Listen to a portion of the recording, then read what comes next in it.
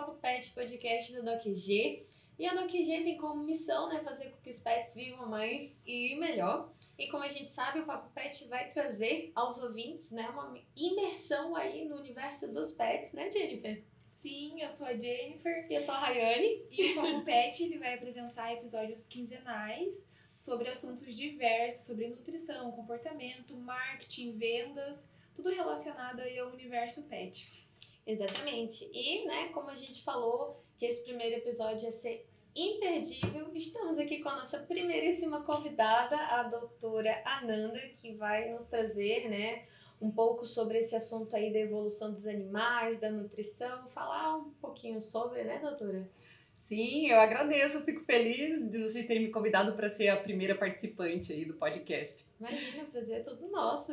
Queria se apresentar também para eles te conhecerem. Quem é do mundo do universo pet aí, da nutrição, já conhece, é muito famosa entre a gente. Imagina. Mas quem é de fora aí, por favor, pode se apresentar. Ah, tá certo. Então, meu nome é Ananda Portela Félix, eu sou professora de nutrição animal da Universidade Federal do Paraná e também trabalho com pesquisas em nutrição de cães e gatos. Eu sou zootecnista, formada pela Unesp, Ilha Solteira, e tenho mestrado e doutorado em nutrição animal também. Que legal. Ai, eu trouxe um presentinho pra Poxa, você. que legal. Nossa primeira convidada. Muito obrigada. Poder beber uma aguinha aí, mas... Ai, que legal, muito obrigada. Tem um brindezinho, tem seu nome especial, todo estilizado. Ai, que lindo, muito obrigada mesmo. Adorei. Então, vamos começar aí o assunto. Como que iniciou esse primeiro contato? Vamos começar bem do início mesmo, esse primeiro episódio. Sim, você diz da gente iniciar falando sobre o primeiro contato, principalmente dos homens com os cães.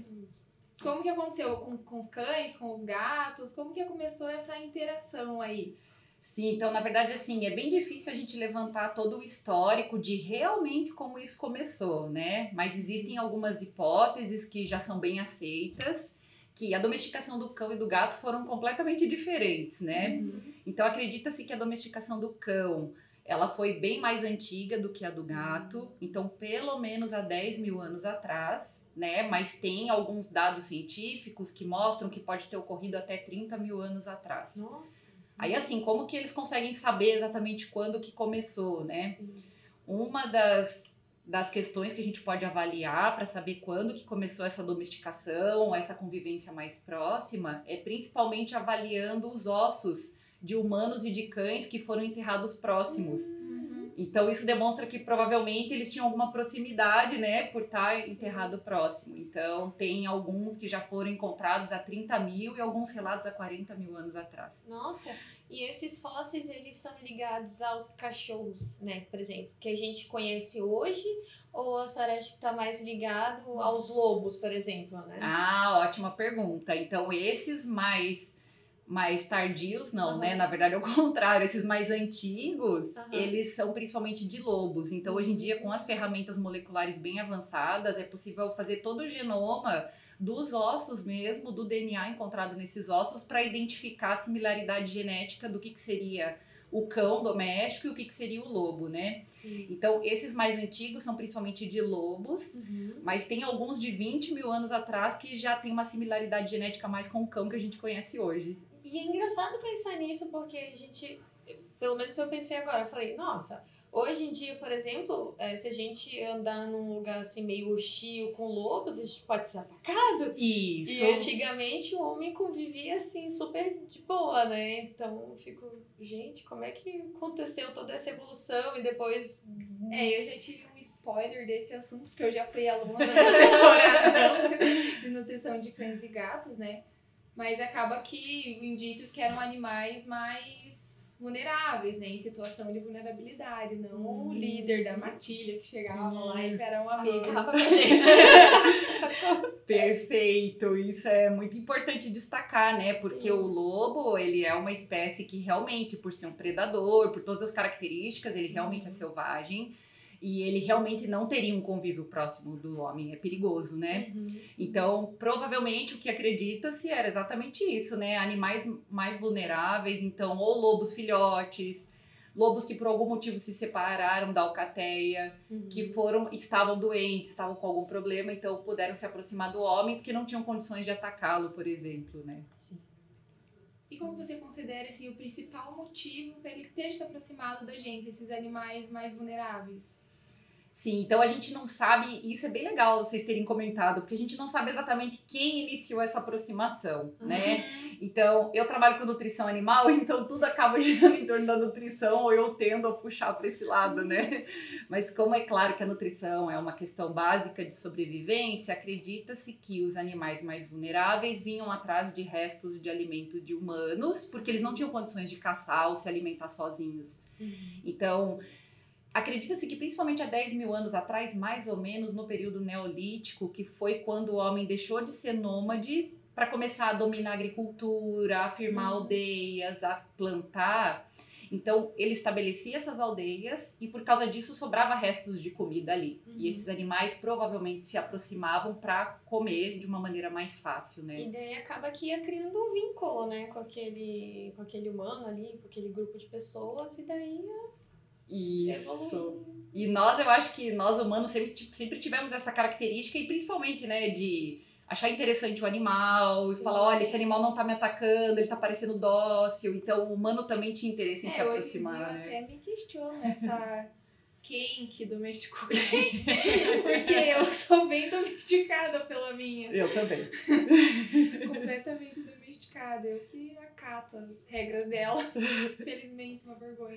Não, perfeito. Mas... E nisso que você está comentando, Jennifer, os estudos mostram assim de um modo bem claro. Tem pesquisas que continuam até hoje, né? Que mostram que os animais com características mais dóceis, inclusive eles têm um fenótipo diferente. Eles têm orelhas mais baixas, eles têm o rabo um pouquinho diferente, um olhar diferente. Esses animais, nós humanos os entendemos como extremamente assim, como se fosse uma criança. A gente tá olhando para uma criança, a gente tem vontade de cuidar. A gente fala como se eles fossem uma criança. Exatamente. Eu já vi alguma coisa sobre isso, sobre até as características dos filhotes, né? Isso. Tem mais o rosto mais arredondado, os olhos mais redondos, pra dar esse carinho, assim, né? E os humanos, então, por causa de todas as características diferentes desses animais também, a gente se aproximou e se afeiçoou mais a eles. Então, isso que você falou deles também terem domesticado a gente, com certeza foi uma co-domesticação. Porque esses animais com essas características diferentes foram o que nos atraíram mais também a querer estar junto e cuidar, até porque no início era uma troca, né? Sim. Tinha uma troca, tipo, a gente tinha interesses também, né? Ainda mais por ser um animal bem grande, então... Isso, os estudos das populações históricas, assim, acreditam que realmente, né, uma questão, assim, que contribuiu muito para o interesse dos homens em domesticar os cães, que na verdade eram lobos, né, a princípio, né, não era a subespécie que a gente conhece hoje, foi exatamente isso. Eles viram que tinha vantagens. Então, tendo esse animal ao lado dele, facilitava para caçar, ajudava a defender a aldeia de animais selvagens. Então, começou a ver o animal, o interesse em domesticar o lobo, principalmente para funções que seriam importantes para a sobrevivência humana. Como será que iniciou essa diferenciação, assim? Que ele foi ficando menos lobo e mais... Cachorro. Mais ativo, mais azerdo. Então, acredita-se que foi bem isso, né? Então, os animais que foram mais passíveis de serem... Primeiro a gente fala até de domado, né? Porque não é bem uma domesticação, é como se fosse a doma de um animal selvagem, né? Esses animais, consequentemente, já tinham essas características de serem mais dóceis, mais amigáveis, e eram os que os homens conseguiam ter próximos de si. E daí foram reproduzindo essas características de animais mais dóceis, de lobos mais dóceis, né? Então, a questão da orelha mais baixa, do rosto mais arredondado, algumas características assim. É claro que isso demora milhares de anos para ter realmente uma grande diferença, né? Mas acredita-se que é bem isso, como conseguia-se, então, fazer cruzamentos e acasalamentos desses animais. Isso foi gerando a subespécie que a gente conhece hoje, né? Só que além desses acasalamentos direcionados, tem toda a questão do ambiente diferente. Então, uma curiosidade até do ponto de vista de nutrição é que justamente pelo homem ter deixado de ser nômade, começar a cultivar cereais e outros alimentos vegetais, o homem consumia bastante amido cozido, e oferecia como resto de comida, resto de carne e osso, mas também amido cozido, que era uma coisa que os lobos não consumiam na natureza. Então, hoje em dia, tem estudos genéticos mostrando que o cão doméstico ele tem maior expressão gênica para produzir a alfa-amilase pancreática para digerir amido do que o lobo. Então, Com esse relativamente pouco tempo, né? exatamente. Se você for pensar em... Não é pouco, é exatamente. Então é imagina muito fantástico. qual o impacto que a gente vai ter no futuro ainda, se você for pensar, tipo, na verticalização dos centros urbanos, que os cães ficam dentro de apartamentos, ali, vivendo num ambiente completamente controlado. Exatamente. De alimentação, de cuidado e tudo mais. Imagine qual vai ser o impacto no futuro disso, né? E daí, eu acho que é por isso que é bom a gente também começar a pensar mais e a tomar conta dos nossos, né? E ver o que eles estão comendo, entendeu? Sim. Pensar bem e procurar a melhor alimentação para eles, Com entendeu? certeza. Que é muito importante. Com certeza. Fundamental. Que vai desenvolvendo, né? Ou não, o cachorro. Não sei como tá, a gente não vai estar aqui pra ver o que vai acontecer mais. Pode acontecer muitas coisas, se você for pensar, tipo, o lobo ainda tá aí, né? Sim. E olha a diferença do York e do Pug. Completamente diferente. Você bate o olho, não diz, assim... Como que saiu disso pra isso, né? Acho que de todas as espécies animais domesticadas, os cães domésticos são os mais diferentes do seu ancestral, assim.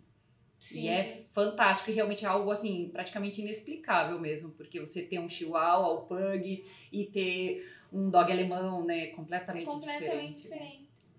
Já puxando pro lado dos gatos é diferente, já não acontece tanto, né? Você olha o gato ali e você fala, gato grande, gato pequeno, gato pelo curto. Exatamente. Não tem uma diferença tão grande, né? Exatamente. A gente acredita que, principalmente pela domesticação do gato ter sido diferente do cão, né? Então, a domesticação do gato, ela foi um pouco mais recente.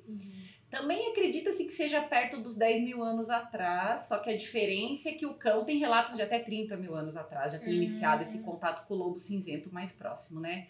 O gato não, a gente tem relatos mais recentes mesmo, não tem relatos tão antigos. E o gato, ele evoluiu principalmente de um gato selvagem africano, que é o Felis catus libica.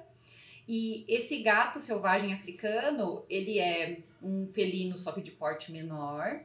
E é muito interessante que justamente por ser um gato do deserto, o gato cultivou esse hábito até hoje de ter o mecanismo da sede pouco desenvolvido. Então, pro gato, pra gente estimular o nosso gatinho em casa a beber água é bem difícil e é muito importante que a gente estimule. Porque por ele próprio, ele passa o dia inteiro sem beber água. Gente, isso é inacreditável. Meus amigos que me conhecem vão estar me ouvindo. Meus gatos bebem muita água. Muita água, que bom! gente. A gente não vence encher o pote de água. Eu moro com uma amiga. E, gente, é o dia inteiro. E eles são assim... Enche o pote e vem correndo pra beber água na hora, fresca. Não sei se isso é um problema, porque é inacreditável. Eles bebem muita água e desde novinho, assim. Todo mundo fala, ai, gato bebe pouca água. Exatamente. Gente. E o que acontece também, é claro, assim, é importante ter avaliação do médico veterinário, né? Mas a gente mudou muito a questão comportamental dos animais também. Então, se eles associam que é um momento de interação com eles... Ou tem o outro que vem beber, o outro também vem. Isso tudo tem, às vezes, questões comportamentais. Sim, com certeza. Né? Mas é um comportamento muito positivo, porque a maioria dos gatos não tem mais dificuldade. A gente escuta muito sobre isso, né? E essa parte que tu puxou da falta, né, de água, né, digamos assim, para os gatos, que eles não bebem tanta água, puxar um pouco a sardinha para Doc G. Que eu não sei se a senhora já viu que a gente tem uma suplementação para isso, inclusive. Sim. É bem interessante. Com certeza, com certeza. Porque os gatinhos, eles não têm que beber muita água, né? Então, a gente... E é fundamental estimular o gato a beber água. Acho que todas as estratégias que possam ser utilizadas são sempre muito bem-vindas, né? Porque é bem isso, a gente fala que na natureza, né? O ancestral do gato, ele comia água e não bebia. Então, morava no deserto, praticamente não encontrava fonte de água livre para beber. Então, era a água inerente da carne das presas, né? Então, ele comia a presa e absorvia a água. E essa aproximação com os humanos? Porque acaba que a gente tem uma relação diferente. Eu que tenho gato e tenho cachorro, é uma relação diferente. Eles são bem independentes, né, assim, da gente. Eu não sei, o ele até pede carinho, assim, mas não é igual um cachorro. É outro animal. É outra pegada. É outra pegada. E é legal porque isso tudo tem a ver também com como a domesticação ocorreu, né? Então, no caso do cão, né, que seria o lobo cinzento, né, o primeiro animal que foi domesticado, acredita-se que essa interação foi muito mais próxima do que foi com o gato. Às vezes a gente brinca que o gato se domesticou sozinho, né? A gente não fez nada, na verdade. É exatamente isso. Ele tem vontade própria. Até porque eles se adotam, né? Sim. Também. Ele chega lá na tua casa, vou ficar aqui, minha casa aconteceu assim. E se ele não Vou quiser ficando, também, não se não fica. adianta mandar embora, não adianta fechar, ele vai encontrar um buraco, vai chegar, vai estar na sua cama, porque ele se adota até hoje. Então acredite-se que o que aconteceu, né? Diferente do cão, que chegou mais, o lobo, né? Que provavelmente foram animais mais frágeis, que chegaram por terem se desgarrado da alcateia. O gato selvagem africano, ele já tinha um ambiente mais solitário, diferente de grandes felinos como o leão, que vive em grupos, né?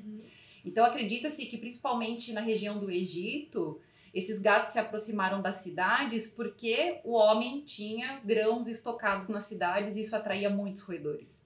Então o gato veio em busca do alimento dele, que são os roedores, que tinha muito roedor nessas cidades por causa do armazenamento dos grãos. E ele ficava lá, só que o homem, diferente do cão, que dava, por exemplo, o resto de amido cozido, ele não alimentava o gato. O gato comia sozinho, ele caçava, se alimentava sozinho, né? Ele ia atrás. Então ele ficou independente até hoje, porque o homem não ficava uma interação tão direta como foi com o lobo, né? Em relação a ser parente dos leões, dos tigres, desses animais maiores, não tem relação também. Então, assim, ele tem um grau de parentesco, né? Uhum. Porque todos eles são felinos, então eles pertencem à mesma família que a família dos felídeos. Só que depois da família, se a gente for afunilar um pouquinho mais essa filogenia deles, a gente vê que daí tem duas subfamílias diferentes. Que é a subfamília das panteras, que daí são grandes felinos como tigre, leão, a onça pintada aqui do Brasil.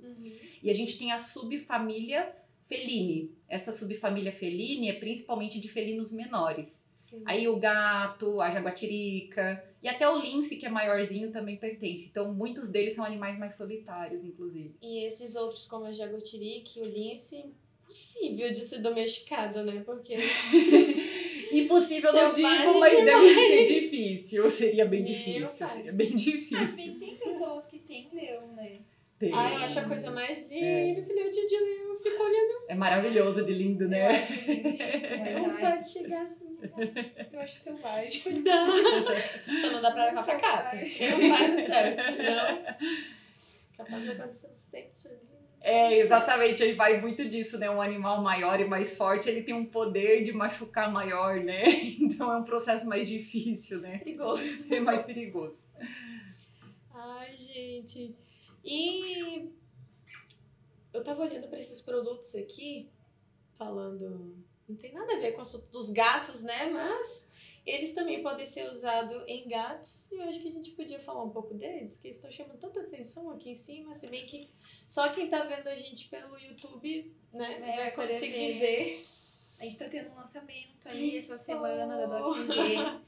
E é um lançamento, assim, para aquele tutor, ou pai de pet, mãe de pet também, para quem aceita o termo.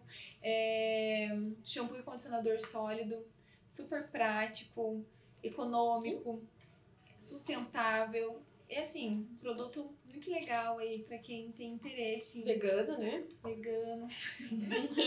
Nossa, e muito bonita a Muito embalagem, legal, né? Muito fofinho. E Muito pra quem já cheiroso. conhece a DocG, tem a fragrância do Lovely, do Fabulous, famosas. Comprem. Sim! E falando em produtos de banho, né? Por exemplo, os gatos, eles sempre tiveram essa, não mania, né? Mas esse comportamento de odiar a água, porque, né? É uma dificuldade, dependendo Sim. do gato, né? Pra dar banho. Sim. E, inclusive, a gente que tem gato não tem tanto costume de levar o bichinho pra tomar banho, por exemplo, num pet que nem a Sim. gente tem com cachorro, né? Então... Provavelmente por ele ter evoluído a partir do gato do deserto, a gente acredita que seja isso. Porque diferente de uma onça pintada que gosta de tomar banho em rio e coisa assim, o gato doméstico geralmente não gosta, né?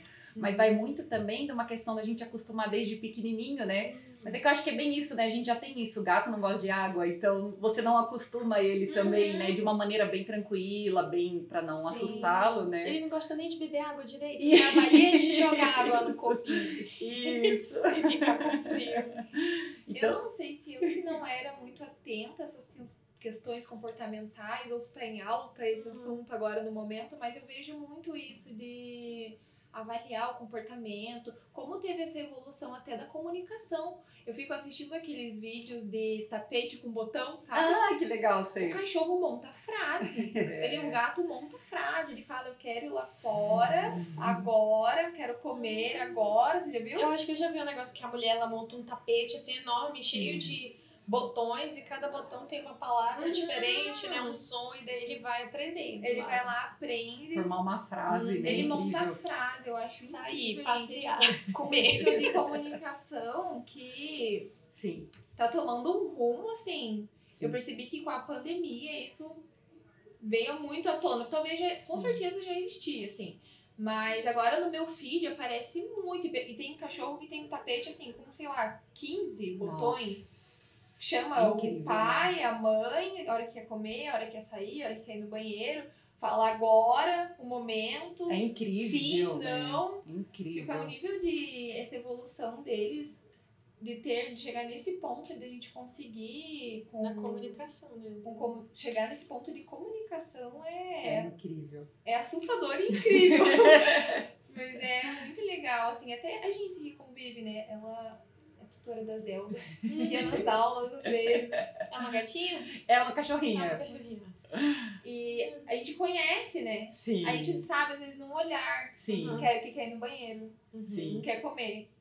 Porque é uma conexão que a gente vai tendo de ficar próximo que... Incrível. Sim. Ai, já tem saudade também.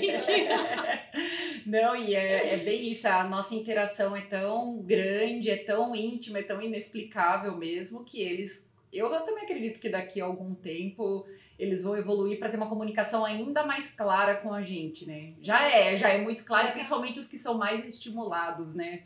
Sim. Mas com certeza. E eles, assim, durante a domesticação e essa coevolução junto com a humanidade, eles, tanto cães quanto gatos, é que o cão parece que é de uma forma mais clara, talvez até por essa domesticação mais próxima e mais antropomorfizada, né, do que foi o do gato.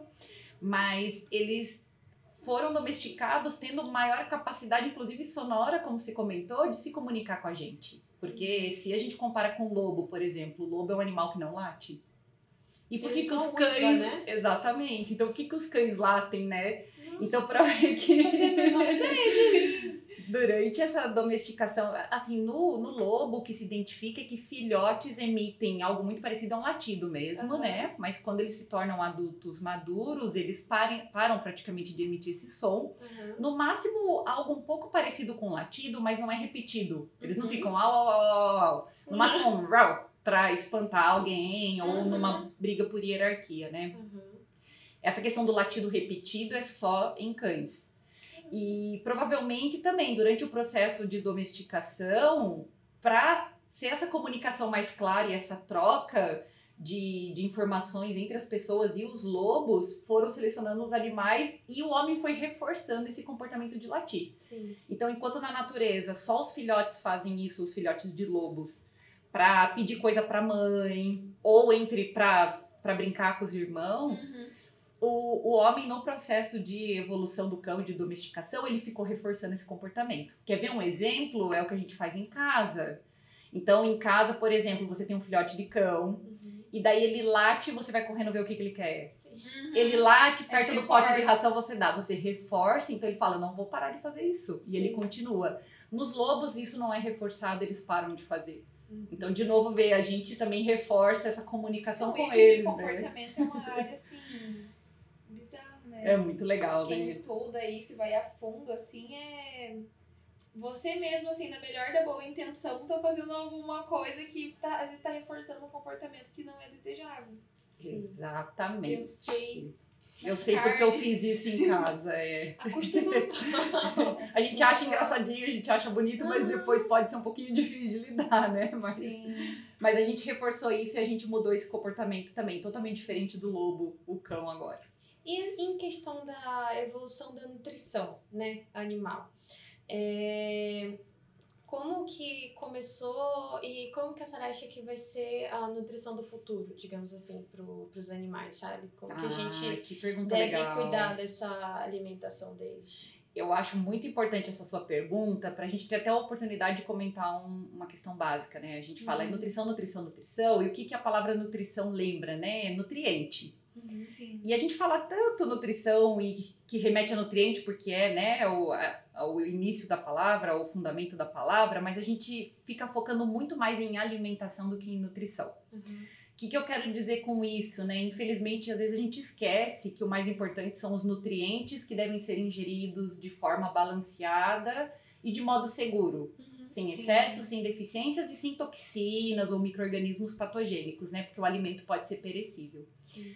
E a gente fica falando assim, não, eu quero que o meu cachorro coma pitaia, eu quero que ele coma carne crua. Então, muitas vezes, nós valorizamos muito os alimentos, mas a gente esquece que o primordial da nutrição são nutrientes que devem ser entregues para o organismo, né? Não é o alimento que vai realmente nutrir, são os nutrientes.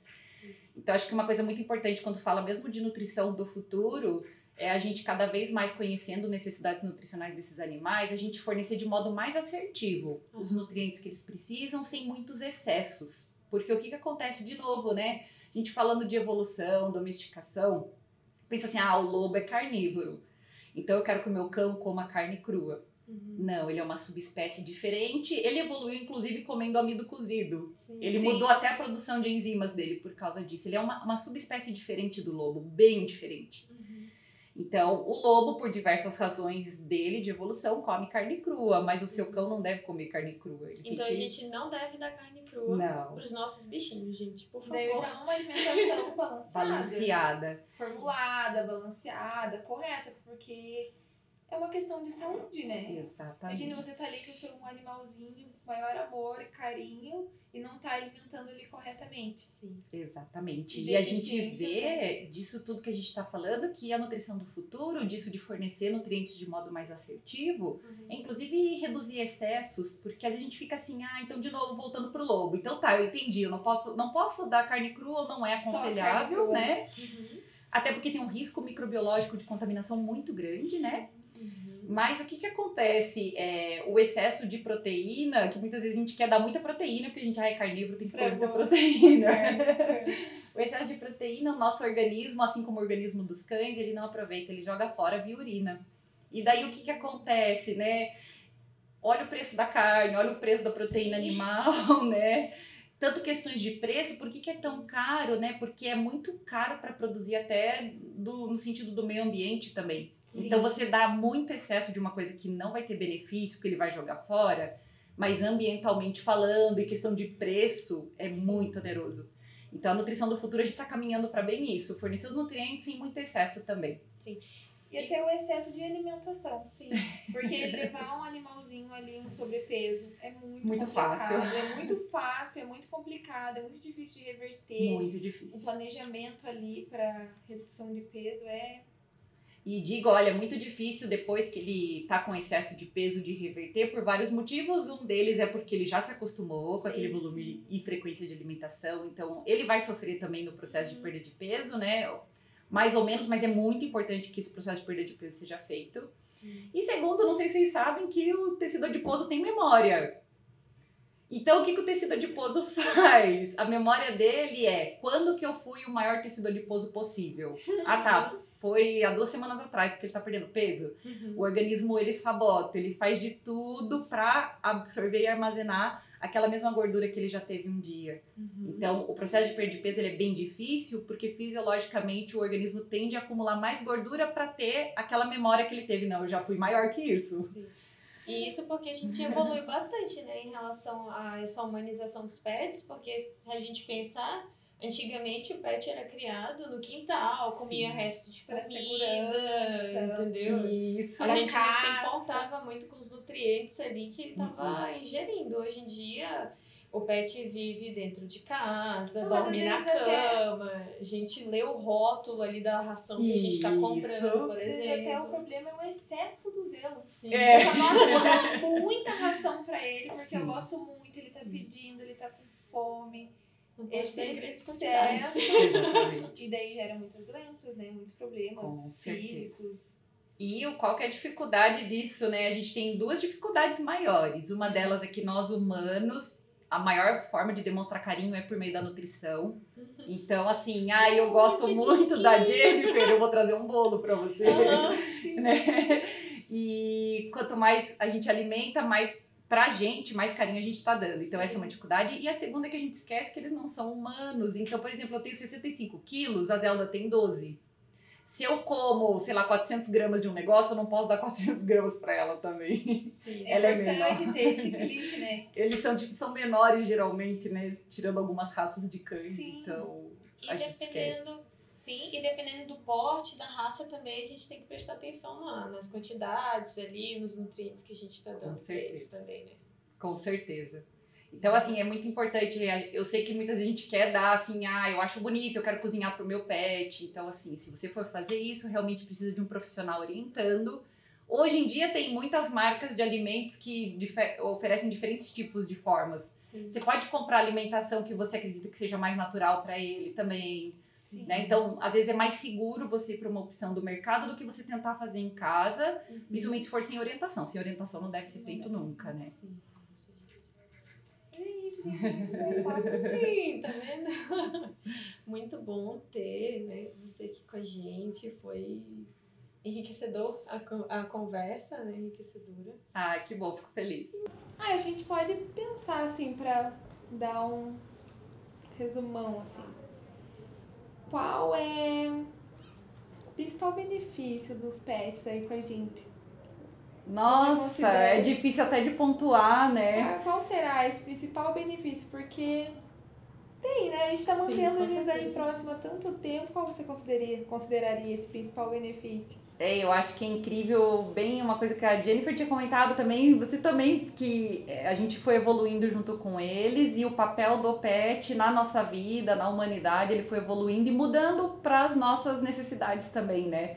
Sim. Então, a princípio, realmente, o gato consumiu os ratos lá no Egito, por isso que ele foi considerado uma divindade, a deusa Bastê, né? Porque, meu Deus, veio uma deusa diminuir as pragas que estavam acabando com a nossa comida e trazendo doenças, né? Então, ele foi muito útil para o Egito. Sim. Os cães, né, quando eles foram evoluindo, eles foram muito úteis para caça, então ajudar a gente a buscar alimento para nos proteger, né, como cão de guarda. E hoje em dia, como as nossas necessidades mudaram, porque a gente encontrou outras maneiras de controlar esses problemas, que não precisa do gato, não precisa do cão, eles se tornaram realmente de companhia. E principalmente quem teve durante a pandemia, a gente sabe da importância que a gente não tem nem palavras para falar, né? Então, hoje em dia, assim, eu poderia falar só da minha experiência, mas não, a gente tem estudo científico comprovando, né? Sim. Então, a importância dos pets para ajudar as crianças a se desenvolverem, tanto com responsabilidade, as crianças entenderem a questão de cuidar de um outro ser, de ter carinho, respeito. A questão de ansiedade, eles nos ajudam muito, né? Sim, então, como companhia, para a gente diminuir depressão, diminuir problemas relacionados à ansiedade de modo geral, como eu comentei, né? Então, realmente, assim, eles têm um papel fundamental na nossa vida mesmo. Sim. Sigam a gente nas redes sociais, fiquem atentos para os novos assuntos que vão surgir, a gente vai chamar outros convidados. Exatamente. A presença da professora Nanda foi um prazer, eu acho que a gente começou com o pé direito e a gente começou bem. Com certeza, falando um assunto muito interessante. Sim, muito importante também. Muito importante. Saiu daí vários outros assuntos, né? Vários outros ganchos aí. Quem tiver interesse em conversar com a professora Nanda, ela é uma pessoa super acessível. Vai ter as informações dela, tanto no YouTube como no Spotify, né? Quem quiser ouvir a gente pelo Spotify, é só procurar lá o Papo Pet, né? Que é o nosso podcast. E no YouTube a gente tá lá no DocG Authentic Pet mesmo, que é o YouTube da DocG. É só procurar ali a parte do podcast, que também dá pra, né, ver e ouvir. Conhecer a doutora Nanda, né, por vídeo, não só pelo menos, né, quem não tá ali na universidade. E foi muito bom falar com você, realmente. Eu agradeço muito, foi um prazer participar, foi muito legal a nossa conversa, muito obrigada, viu? Obrigada a você. Que agradece. Então até a próxima. Tchau, gente. Tchau.